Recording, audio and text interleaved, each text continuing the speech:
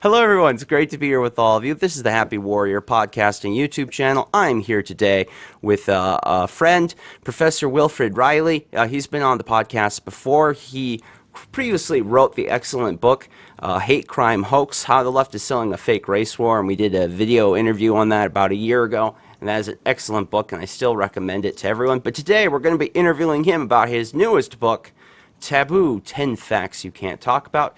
Plus, he's now part of an interesting project called the 1776 Project, which is about refuting the 1619 Project by the New York Times and the discussion of the connection between slavery and racial issues and identity today. You can usually find him teaching over at Kentucky State University, which is a historically black college.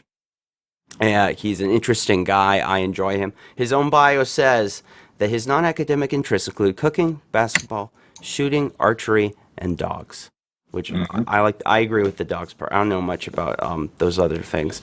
If you want to find Wilfred Reilly on Twitter, he is at Will_the_beast630.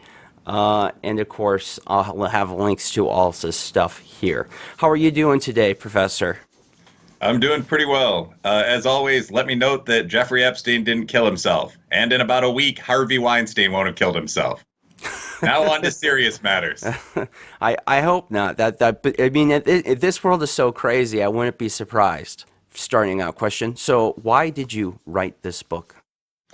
Well, I wrote this book because when I wrote my first major press book, Hate Crime Hoax, I have another book with a smaller academic press before these.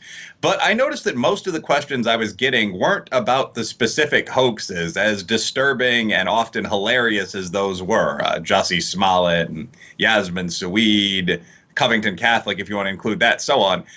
They weren't about these entertaining stories. Most of the questions were about chapter 2 of the book, where I talk about why we give a certain power to victimization in the United States, and where I outline what I call the CON, the continuing oppression narrative, which is this idea that for many on the left seems to underlie, for example, hoax hate claims, this idea that the United States in 2020 is a very oppressive, racist, badly flawed country.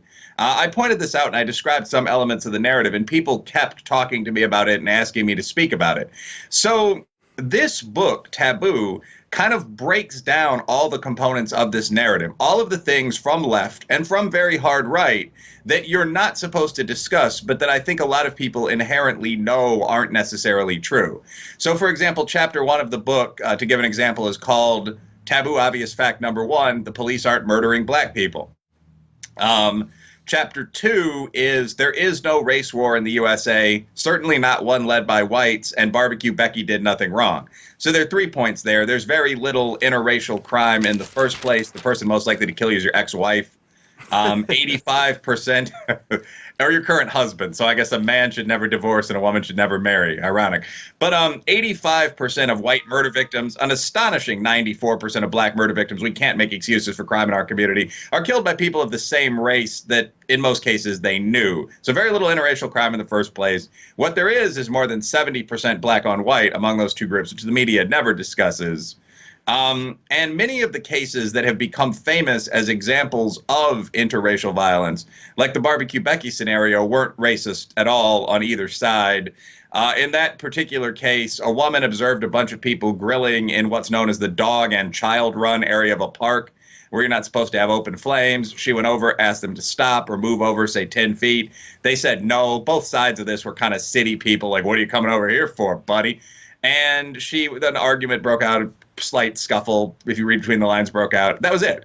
This became internationally famous as a symbol of race prejudice, essentially because we have a very, very race-baiting media, especially on the left side of the spectrum. So I break down some of this, and I go on through many other facts you're not supposed to talk about.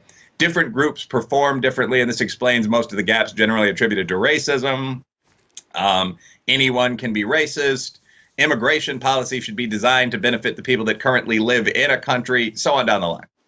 Yeah, no, I thought it was a very excellent book. It just puts everything there. So how did you decide upon the 10 taboos you were going to focus on? Well, there was some consultation with the publisher, but I think to some extent the answer is going to dinner parties. I'm a well enough liked guy, and I've gotten some attention after Hoax. And what I found was that there were these things that are essentially false, but that one is almost not allowed to question. I get away with it a bit as an African American guy, but I'm also male, upper middle class, I'm urban. So there are all these constraints on what you're supposed to talk about. And many of the things that you're not supposed to say, for example, men and women are biologically different, Oh are yeah. obvious facts. So for this book, I'm kind of trying to give ammunition to the ordinary person. I suppose in default in my mind, that's a male, but center right American, has normal, sane positions on things, wants to express them. What's the evidence for sort of the mainstream worldview? And I think I provide it. I mean, the men aren't women one wasn't very hard. We didn't even get to stretch that to a full chapter. But I mean, there is no epidemic of police violence. Actually required a fair amount of research. I pulled up the database, the Counted from the WAPO, Washington Post. I accessed the relationship the site www.killedbypolice.net. Went through things like obscure FBI database resources. And I mean, what we found is that in a typical year, there are less than 1,000 people of all races shot by police. A typical year, less than 300 of them will be African American. That's not extraordinarily disproportionate, even before you adjust for our somewhat but definitely higher crime rate. The total number of unarmed black men shot specifically by white cops in the year Black Lives Matter really took off, 2015, turned out to be 17 individuals. And that would include people who weighed 300 pounds. That would include people who are trained in the martial arts. So there just was not any kind of epidemic here. And probably for the first time, unless you're talking about Heather McDonald's excellent work, that's expressed in 35, 40 pages of text. So, I mean, I just sort of went one by one through them, these things that you are not allowed to speak, and talked about them. And had I discovered that there is a race war, I mean, I would have reported on that honestly enough. And there is, for example, more black on white than white on black crime, but the figures just aren't impressive. In 2018, African Americans made up 14% of the population. We attacked whites 15% of the time.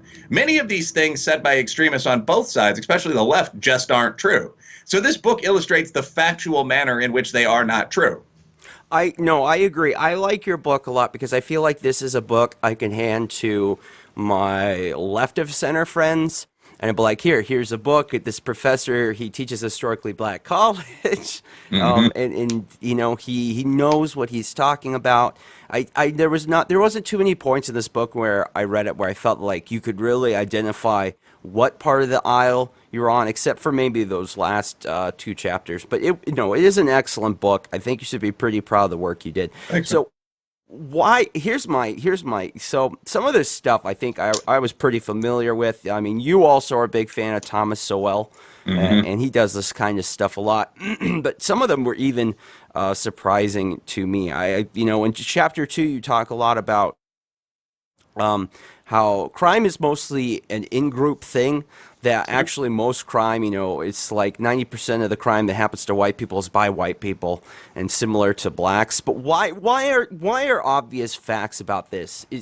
I mean, the alt-right has this saying that perhaps the number of racist events doesn't meet the demand. Is there some truth there on that? Is there a little bit of truth to say that Oh, yeah. the taboo desire we have doesn't meet the supply? Yeah, I will say that's not just an alt-right saying. I mean, I've said that. And although I'm occasionally accused of it by the far left, I'm not on the alt-right.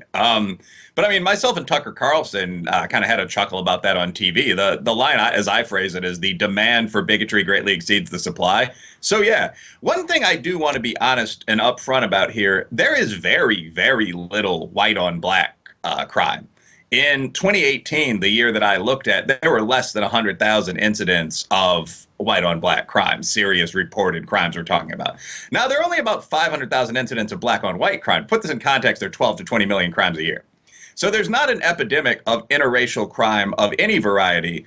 I do think a valid point that sort of the edge right online has is that media misrepresentation of this is egregious. So I think the real narrative is we're not fighting in the first place. I mean, I don't see like, okay, I mean, you can have the win if we're being glib about this, but I don't see that there's a massive difference between 85% of attacks on whites being perpetrated by whites and 94% of attacks on blacks, at least at the level of murder or a truly serious beating, being perpetrated by blacks. That's a very small 9% gap. We wouldn't worry about that at all in serious social science. But if you are going to present interracial crime as an epidemic, doing it from the white on black side is explicitly dishonest. You literally have to take about 1% of crime and magnify that into a national narrative storyline. And I would argue CNN and MSNBC do that. And they have to know what they're doing. When you look at police shootings, for example, again, as I've expressed, our law enforcement guys and women in this point in history do a pretty good job. There are less than 1,000 shootings per year. I actually am a pistol instructor through the National Rifle Association. I'm literally licensed to do so in the state of Kentucky. And I mean, I'm very familiar with a gun, know how to use one in a public place.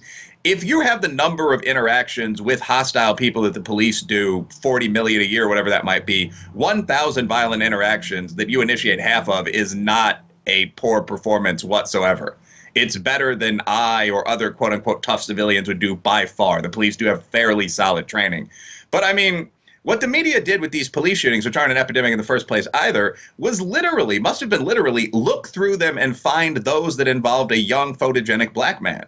And every one of those became a national story.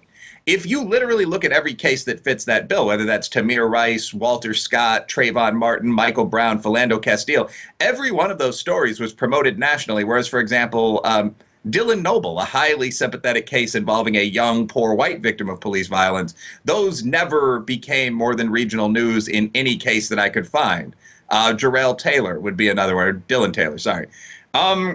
So, yeah, I don't think there's an enormous amount of conflict between the races. And I think there's even less conflict from sort of the suburban white on urban black guy side. I mean, those are just two obvious facts that anyone who's walked through a city must be aware of. And I do think that there are people that are consciously taking, you know, what are we talking about here? 20% of 15% of crime would be the set of W on B violent attacks that are taking those and presenting them as a major problem for the country. So when you see something that's that dichotomous, you do have to ask why. And I don't want to get into the standard, you know, although it's accurate, sort of right of center comment about the industry of grievance. But the plain fact is, we do have a substantial block in the United States that is dependent on the idea of continued ethnic conflict. This would include what Gad Saad calls the DIE, diversity, inclusion, and equity branch in every major corporation, every major university, if we wish to be honest. It would include the administrators of every affirmative action program, those involved with minority set-asides. It would also very notably include the large NGO sort of not-for-profit groups. When I began to do research on the Southern Poverty Law Center for my last book, I was amazed to find, and I think many on the right already knew this, but that this is not a nonpartisan center-line organization. I mean, at one point they declared Majid Nawaz and the Family Research Council to be hate mongers. Yeah, Laura Ingraham was on sort of their second-tier list. I mean, it's just amazing stuff. And they have a well-invested endowment of $470 million. That's just the endowment. That's not annual take. That's a little more than my state university. So I think if you make $500 million a year because you are in the business of fighting bigotry, well, there damn well better be bigotry for you to fight, right? I mean, you're not just going to shutter, you're not going to lock the doors and give up what you're doing. You know, a lot of your taboos, specifically, they kind of feed into, so I think they're taboos that a lot of people have, especially in the media. I mean, you talk about like the idea of racism. You say that racism isn't a massive problem, that the problem of racism exists across many groups, not just one particular race. Or you talk about in your book, you already mentioned the stuff about the police or the stuff about racial incidents like Barbecue Becky. My question is, why in the culture and society are we looking for stuff like that? Like, why is there so much fuel for people looking for these narratives? What is happening today that's making people want to go there? I mean, you teach a lot of black students, a lot of young guys. What is it that you're seeing that maybe I'm missing? Yeah, I mean, well, I think first of all, this isn't ordinary black people doing this. I Oh no, mean, my black. I mean, I wasn't Oh yeah, no, I'm alleging not you saying were. you're No, saying that. sorry. No, no, neither. Let's take it for granted that neither of us is a racist. I mean, I'm not assuming you're saying that at all. What I was about to say though is it's a problem what's being done to these kids. It's no exaggeration to say that middle class black Southerners are one of the backbones of the country. If you look at rates of military service, church going, college degrees, I mean, just as you're not responsible for a white serial killer, I'm not responsible for every other black guy out of region in the country. My students tend to be Exactly. great kids.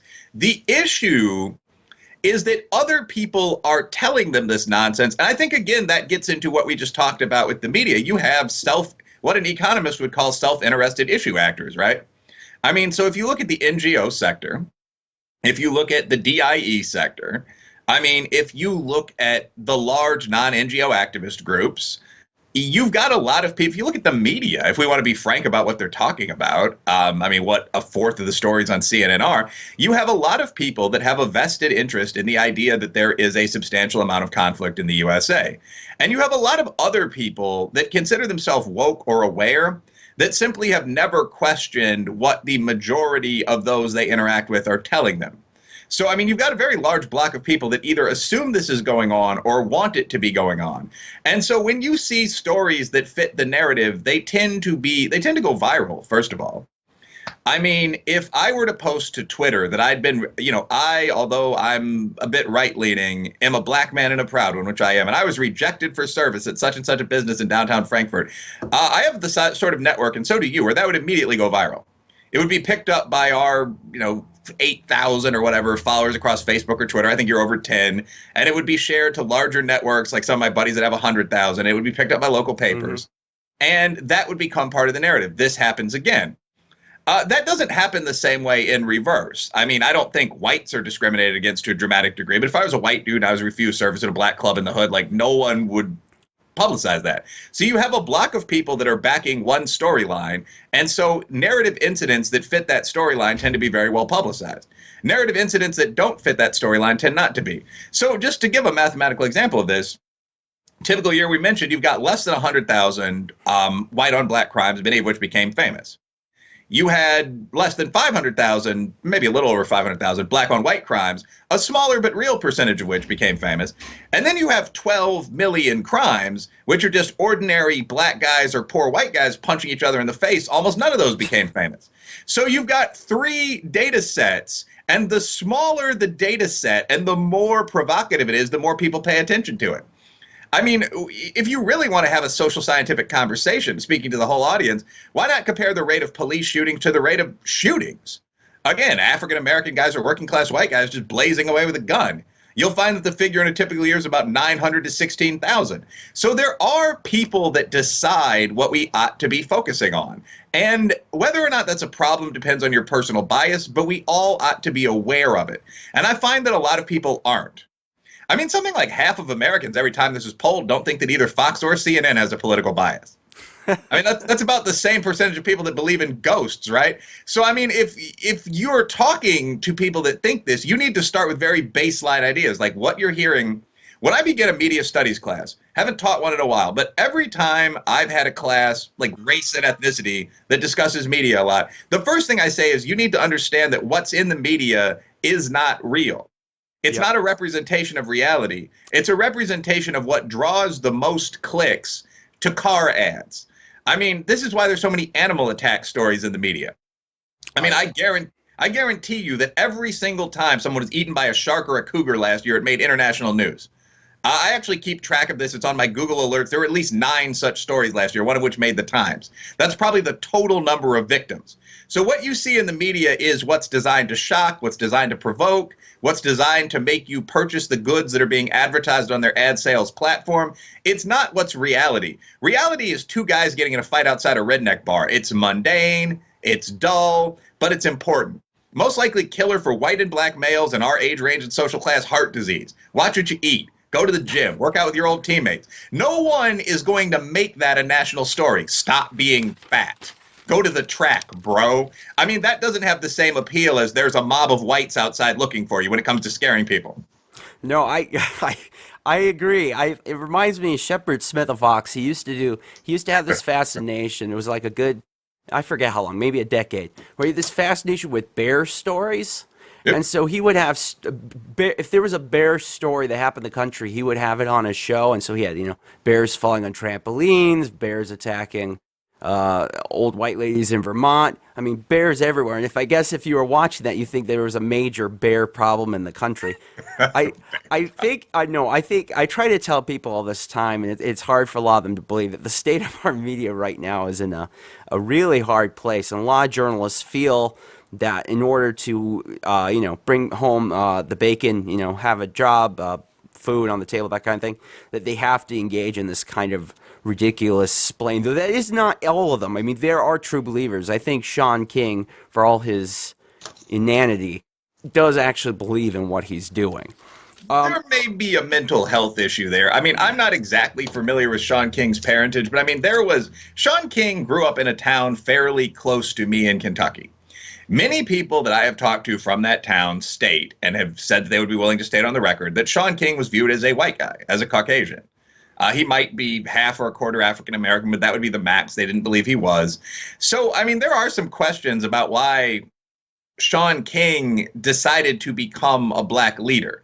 I mean, yeah, I do think he believes some of what he says, but I mean, he also has a birth certificate that says that both of his parents are white. And I've talked to a number of people that confirm that. Perhaps a story about that is accurate. I'm not the judge of other men, but there's definitely a question about why he's doing, what the motivator was.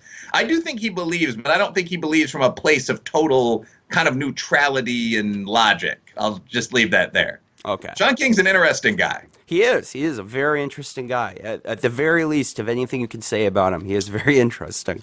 And one very quick comment there, again, without giving a definitive verdict on Mr. King, we've seen a very large number of white liberal leaders. I mean, I can think of 7 or 8 in recent years exposed as having pretended to be minorities. I mean, Rachel Dolezal, who headed up the NAACP on much of the Upper West Coast, she didn't have a joke position, spent 15 or 16 years pretending to be black. It turns out that Elizabeth Warren actually presented herself as Native American. She said she didn't, but on things like application paperwork to Harvard, I believe tenure paperwork, she said she was an Indian. So, I mean, and this happened a couple more times, well-known bloggers.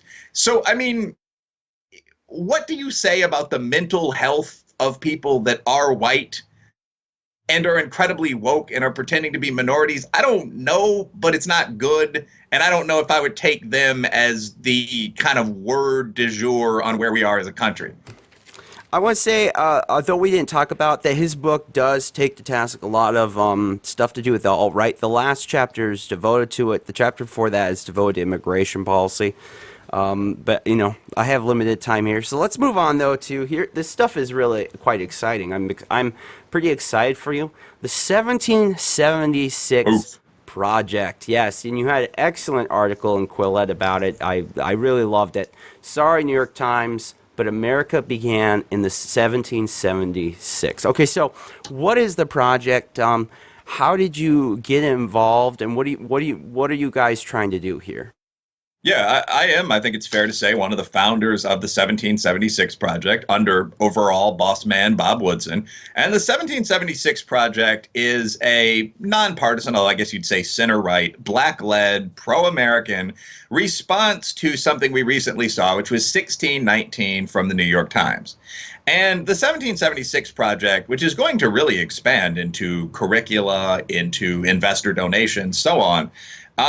But we have a couple of primary theses. One is that a large number of the things the 1619 Project says are factually false. 2, in that context, it is not accurate to say that the defining feature of America was slavery or brutal race oppression or something like that. In fact, I will note personally, every country in the world, whether led by East Asians, the civilized Black West Africans, the Aztecs and Incas, who had at least the first case some interesting culinary roles for their slaves, Europeans, every country in the world's had slavery. Only one became roles for their. Only one became the United States of America. Yeah, there's a famous description of the war between the Aztecs and the Spaniards, where both groups were just utterly savage. It's Bernal Diaz, I believe. Neither side took prisoners, at least for any good reason. which is just a great summary of, war to the knife. But I mean, every society in the world has had slavery historically. Only one became the USA. Slavery cannot thus be the reason we became the USA. That's an if all snarks or snooks sort of SAT straight logic exercise. Point three, though, we also want to bring forward an alternative, inspirational vision of the USA. And I think in a sentence that would be, the USA is a flawed but wonderful country where the large majority of people, given reasonable physical and mental ability, and in many cases, even without those things, can make it and often do make it, given three, hard work and personal responsibility. So United States of America, flawed but great country where almost anyone can make it, given hard work and personal responsibility. That's 1776. And none of this, my saying that doesn't mean there's no racial prejudice, for example. In fact, I say in my essay, blacks and whites are perfectly welcome to sit down and argue for hours about which group has it 10% worse, contrasting racism with affirmative action. I view that as a waste of time and will be out working out or making money while you're doing that. But that's your right as a free person. You can absolutely do that. No one denies racism on all sides. No one denies it's historically been worse from whites. No one denies slavery was bad. The question is, what does any of that have to do with what's needed for success right now? To give an example, the average SAT score for African Americans is a 940. That's not an embarrassing score, but it's about 150 points below that for whites. Moving that score up to within 50 points of the score for whites, given affirmative action programs, would solve almost every problem in the black community. That's just a simple fact. It may be not in the innermost hyper ghettos, but that would move many, many more African American children into elite educational institutions. It would enable tens of thousands of athletes to qualify for Division I programs, so on down the line. Similarly, cutting black fatherlessness in half, from 75% to half that, would solve many, if not most, of the problems in the black community. And programs that could be put in place to fix these issues would also help our working poor white countrymen, like the Italian and Irish and Albanian kids I grew up with in Chicago. I mean, fatherlessness is not just a black problem. This, by the way, this is the hidden epidemic in the USA. I actually looked at the real fatherlessness data, which seems to have almost been consciously suppressed while I was writing Taboo. Current fatherlessness rate for whites, counting white Hispanics, 37%. Hispanics overall, 55%. Natives higher than that. That's hard to measure. Blacks over 70%, if we want to be honest. 74% is the best total I could get. So you've got a situation where the two largest ethnic groups in the USA, respectively, have 40 and 70% of the kids with no father. That is an issue that is far, far, far more causal for crime in either black or poor white communities than conflict between these two groups, which, as we've discussed, is like 15% of crime. And who's committing the crime? Mostly kids with no father. So 1776 is focused on real solutions to problems that actually exist, as opposed to whinging about things that really don't, like the white gaze, stereotype threat, cultural appropriation. There's an incredible amount of nonsense that's sold to kids, particularly minority kids, in higher education. None of that has much of anything to do with why people wind up poor. Your chance of being poor is 1% if you do just four things: graduate from high school, don't have a kid until you get married or you're in a long-term relationship, take a job, any job, and don't get convicted of a felony. That's it. So how do we begin to market that message to working class black kids? And as I keep saying, to working class Italian, Irish, Eastern European, Hispanic kids? That's what 1776 to a large extent is about. And I think that will have a much, much bigger impact on the issues in America than everyone sitting in a circle singing Kumbaya and crying. The 1619 project really bothers me because I think you basically put it out at this wonderful part in your essay on Quillette. And I'm just going to read it here. Okay. It's in the paragraph. You're talking to this young man named Bob, and you talk about, if the real reason young brothers struggle with the SAT is the subtle institutional structural racism of the white gaze, and not the fact that we study a bit less for the exam, then why ever bother to study more? When we spoke, Bob was eloquently dismissive of this argument, which I hate myself. He pointed out that probably the worst possible predictor of ethical behavior among people, especially young males, is the belief that one is not in charge of one's own destiny. Scathingly, he dismissed those promoting this idea as moral traitors. I think that key sentence in there, we say the belief that one is not in charge of one's own destiny, is a hugely big problem today. And I think the problem with the 1619 Project is it does promote that. And since the New York Times wants to push this into elementary schools, and I'm already seeing it now in my local public schools, I feel like the message it is teaching people is not the message that those that actually fought against slavery in the 18th century were about. They were about, grabbing your destiny, telling people, hey, I'm a black guy, I'm my own person, you should let me have my own life. And instead, we're teaching them this lesson that, well, slavery is destiny, and you're stuck. Slavery happened, and you're cursed now because of it, and you're never going to be able to get outside its terrible impacts. And I really think that is terrible I just think that's really bad for people, terrible to the human spirit. Yeah, I agree. I mean, I think that the discussion. So, first of all, I, like most quantitative social scientists, think humans have limited but real free will. There are a large number of experiments, like the work on CBT, cognitive behavioral therapy, that seems to indicate that you frequently do think about things with your conscious rather than your subconscious mind. And by, for example, making a list and having a buddy punish you if you fail to do something on that list, you can achieve most things you want to do. This is the cognitive behavioral therapy research in psychology. It's absolutely mainstream. People have free will. It's not total. I mean, men, for example, are governed by testosterone and aggression much more than women seem to be. Women seem to have, broadly speaking, at the median, some insecurities men don't. You're not, I mean, obviously your religion, if you have a faith tradition, puts some things there that you're simply not going to do in most cases. But we have a substantial amount of free will. And it's irritating to me, having read this research as a scholar, to see the vast amount of people that seem to be arguing that you have no control over your destiny whatsoever. This is what a great deal of the leftist writing on slavery says. This is what a great deal of sort of self-help and actualization literature says, with the one exception being, if you read this book, then you'll see the path to the light. We're now vastly, vastly expanding the definition of mental illness to the extent that something like 1 in 2 Americans now take psych meds. And the claim is, well, I simply can't control what I do because I have ADD, OCD, some other minor mental condition that almost anyone could frankly be diagnosed with. All of this to me, except the mental health care at the margins where you're actually dealing with genuinely sick people, is very bad in that it makes people think they have an automatic excuse for amoral, unethical, failing behavior. So one of the lines in the essay is, if you believe that the true cause of your decision to get someone pregnant out of wedlock was a lost race war in 1856, what could possibly make you behave better? And it's a very valid question. That is The simple reality is you can line. use basic CBT techniques to do obvious things like make you purchase condoms before a third date. The more you tell people they can't do that, the less they're going to do it, and the more harmful they're going to be to society. So I absolutely don't believe that black people lack agency when it comes to success in life. And again, there are two different things here. Everyone recognizes that at least historically there's been a fair amount of racism. Mm-hmm. But 2 points that I would make are, one, there's obviously been an anti-slavery movement led by white and black people of goodwill that existed as long as slavery did, which is why we don't have slaves anymore. And 2, if you go back to literally the late 1950s, the black income has been 80+% of the white income for the entire modern era. So on the one hand, you could argue, well, that 11% or whatever difference in income might be due to racism. I don't think it is. I think it's more due to lower test scores. But okay, that at least is a valid argument. Let's fight racism when we see it. But it's a long stretch from there that you might get paid less than an equivalent white executive to arguing that anything that you do in life, robbing a liquor store, for example, is justified. The second argument's just nonsense. And the more people make it, the more actual harm we're going to see done in society.